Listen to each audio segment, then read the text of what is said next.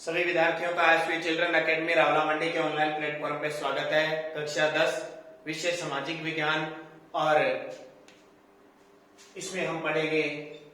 आपका अध्याय चल रहा है छठे अध्याय में हमने सारी बातें तो पढ़ ली, लेकिन आज हम बात करेंगे छठे अध्याय के अंदर जो बातें आपको बोर्ड पे बतानी थी उसकी बात कर रहा हूं मैं। छठा अध्याय केंद्र सरकार।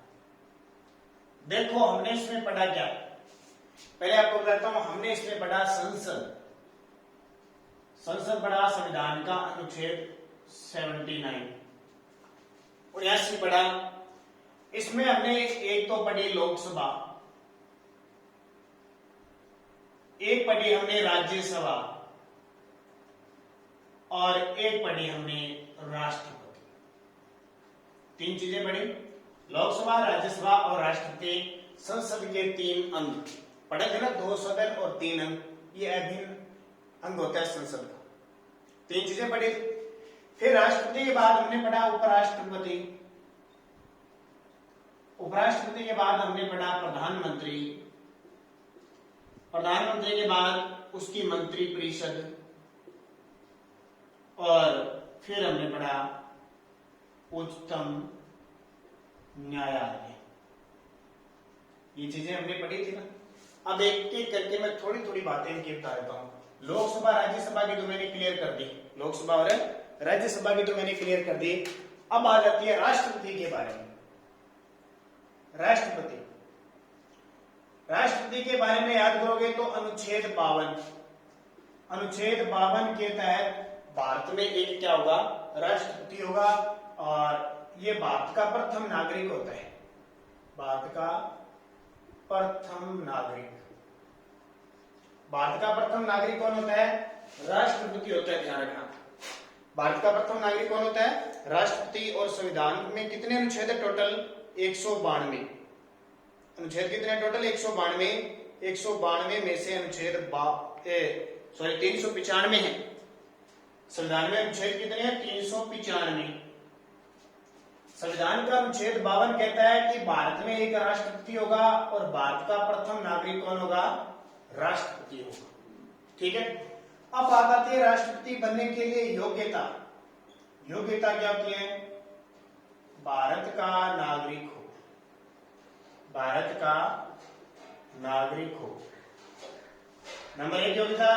दूसरी, न्यूनतम आयु 35 वर्ष हो, न्यूनतम आयु 35 वर्ष हो। तीसरी योग्यता हमने क्या देखी? तीसरी देखी, लोकसभा का सदस्य बनने की योग्यता रखता हो, लोकसभा का सदस्य बनने की योग्यता रखता हो। इसके अलावा पागल न हो, दिवालिया न हो, ठीक है, न्यायालय द्वारा घोषित न हो। ठीक है, न्यायालय द्वारा न पागल घोषित हो न दिवालिया घोषित हो। तो ये इंपॉर्टेंट क्या रखनी है? एक तो भारत का नागरिक हो, ये न्यूनतम आयु 35 वर्ष हो, ये ध्यान रखना। हमने लोकसभा में न्यूनतम आयु कितनी पढ़ी थी? 25। राज्यसभा में कितनी पढ़ी थी? 30। और राष्ट्रपति में अब कितनी हो गई? 35। न्यूनतम आयु 35 वर्ष होनी चाहिए, लोकसभा का सदस्य बनने की योग्यता रखता हो और पागल, दिवालिया या यानी न्यायालय द्वारा घोषित हो। यहां देखो, लोकसभा का सदस्य बनने की योग्यता रखता हो, सिर्फ होने कोई जरूरी नहीं है। ठीक है, क्योंकि राष्ट्रपति होता है वो दोनों सदनों का यानी संसद का अभिन्न अंग होता है, इन दोनों सदनों का सदस्य नहीं होता। तो ये तो होगी राष्ट्रपति की योग्यता। अब देखो, योग्यता के बाद देखो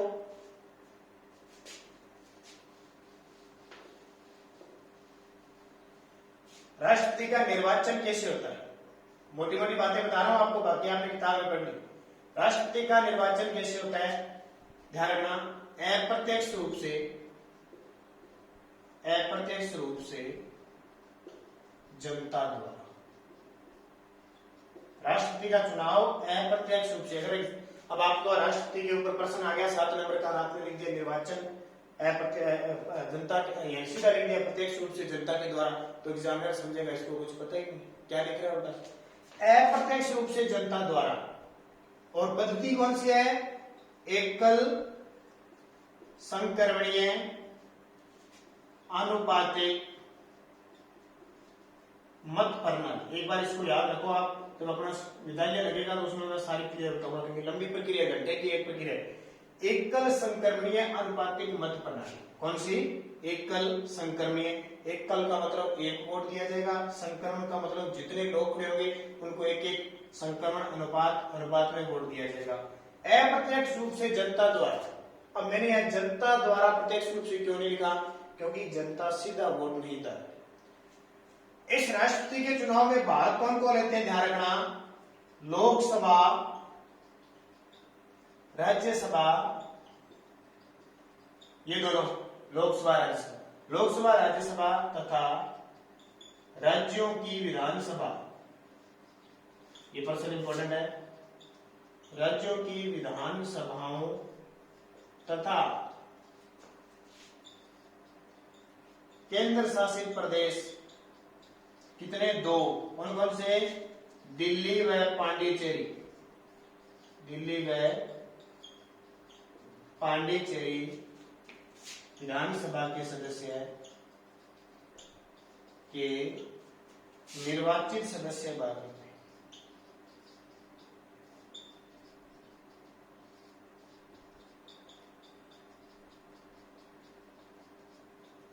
ठीक है, क्या देखो, लोकसभा और राज्यसभा, लोकसभा और राज्यसभा तथा लोकसभा राज्यसभा कौन सी होगी? ये संसद के 2 अंग।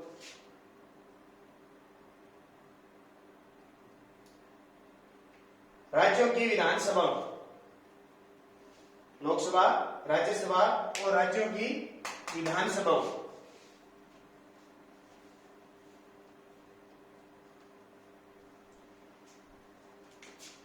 विधानसभा, ये राज्यों के अंदर विधानसभा होती है, जिसे अपने विधायक ने, तथा केंद्र शासित प्रदेश। वैसे तो केंद्र शासित प्रदेश 8 है, लेकिन दिल्ली और पांडिचेरी विधानसभा के निर्वाचित सदस्य इनमें चुनाव लेते हैं। देखो, यहाँ विधानसभा के सदस्य होते हैं, उनको विधायक कहते हैं।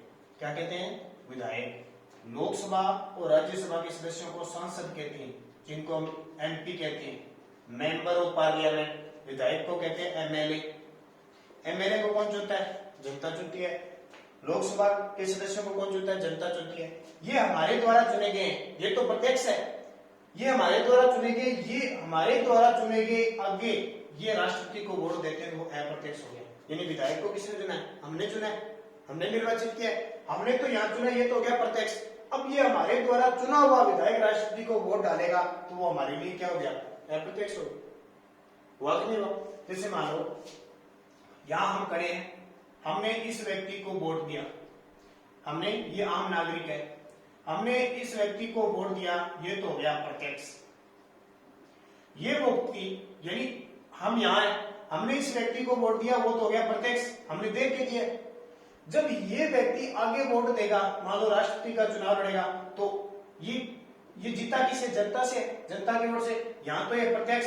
जब यहाँ ये वोट डालेगा तो यहाँ लिखेंगे जनता का अप्रत्यक्ष वोट है, यानी हमारे द्वारा नहीं देखा गया है और ये वोट इसने जनता का डाला है, तो अप्रत्यक्ष ये हो जाता है। तो अप्रत्यक्ष रूप से जनता द्वारा चुना जाता है। एकल संक्रमणीय अनुपातिक मत प्रणाली के द्वारा राष्ट्रपति का चुनाव होता है।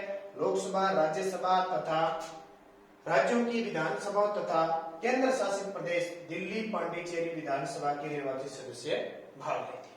ठीक है, ये याद रखना। ये राष्ट्रपति का क्या होता है? निर्वाचन। फिर देखो,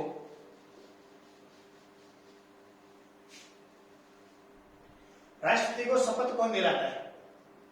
तो राष्ट्रपति को शपथ, ध्यान रखना, उच्चतम न्यायालय। उच्चतम न्यायालय। अब कई कंफ्यूज हो जाते हैं, ये उच्चतम न्यायालय कौन सा है? हमारे देश में एक ही उच्चतम न्यायालय है, सर्वोच्च। इसी का दूसरा नाम देखो, सर्वोच्च न्यायालय। सर्वोच्च न्यायालय।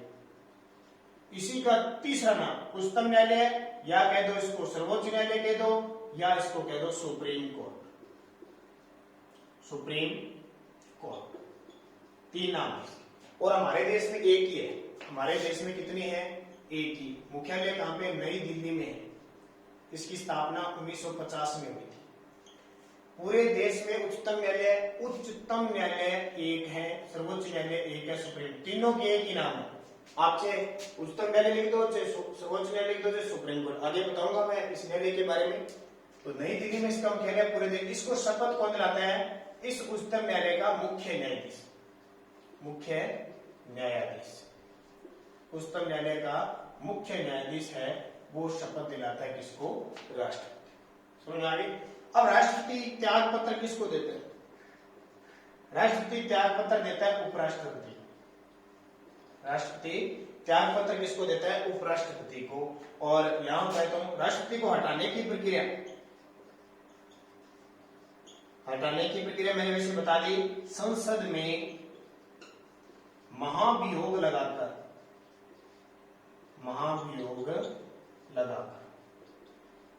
अनुच्छेद 61 में आपसे पूछे राष्ट्रपति को हटाने की प्रक्रिया क्या है, तो संसद में महाभियोग लगाकर अनुच्छेद 61 के तहत हटाया जाता है। महाभियोग का मतलब क्या होता है कि राष्ट्रपति को हटाने की प्रक्रिया सबसे कठिन है। संसद के कितने सदन हैं? 2, लोकसभा और राज्यसभा।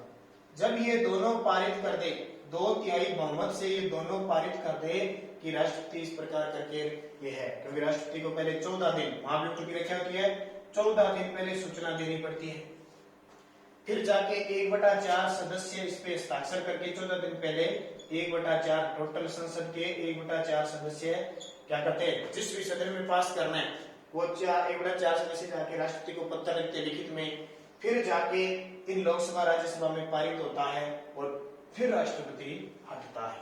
आज तक हमारे कोई भी राष्ट्रपति महाभियोग के द्वारा नहीं हटाया गया, कोई भी राष्ट्रपति महाभियोग के द्वारा आज तक नहीं हटाया गया। ध्यान रखना।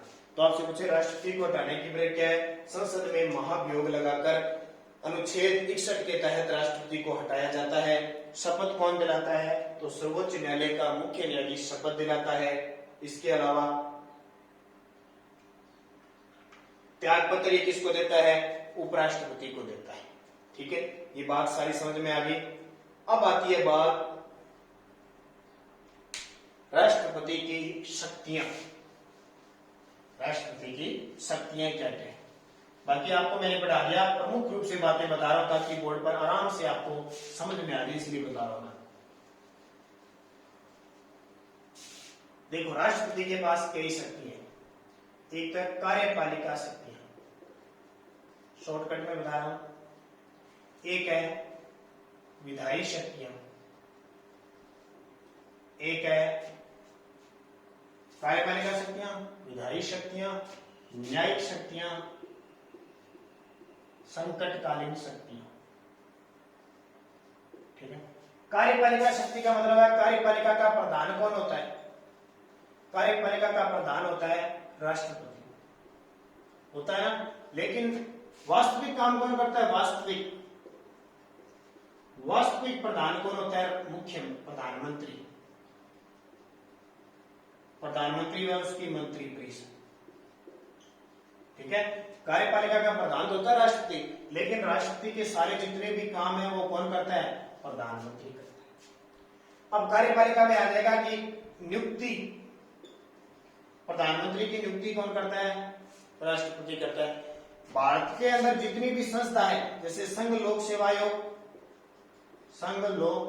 आयोग, जिसको आप कहते हैं यूपीएससी, ठीक है, जितने भी सर्वोच्च अधिकारी हैं, जल सेना, नौसेना, वायुसेना, उन सबकी नियुक्ति राष्ट्रपति करता है।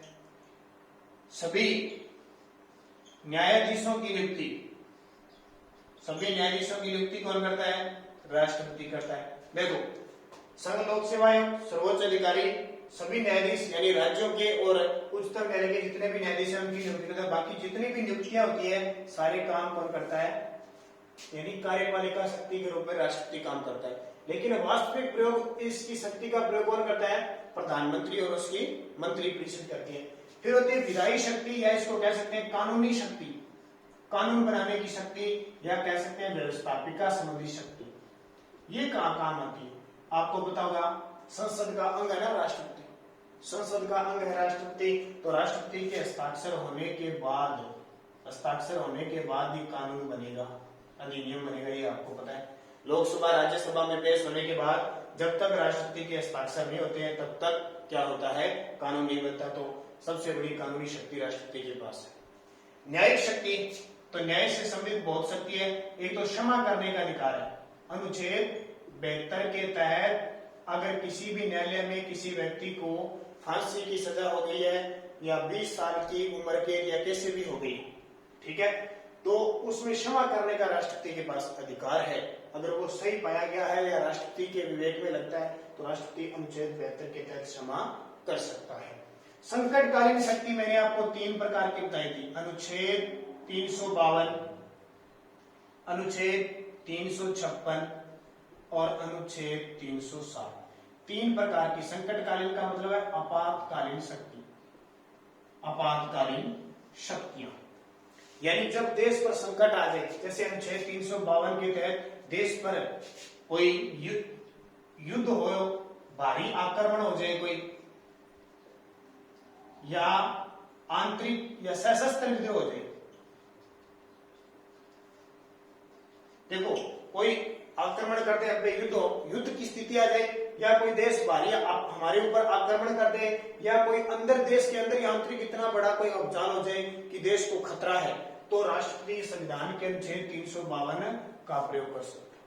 आपकी किताब में अलग दे रखा है कि पहले इसे संसद 2 महीने तक, इससे पहले 2 महीने तक लागू किया जा सकता है, फिर संसद से अनुमति लेनी पड़ती है, फिर इसको 6 माह तक बढ़ाया जा सकता है।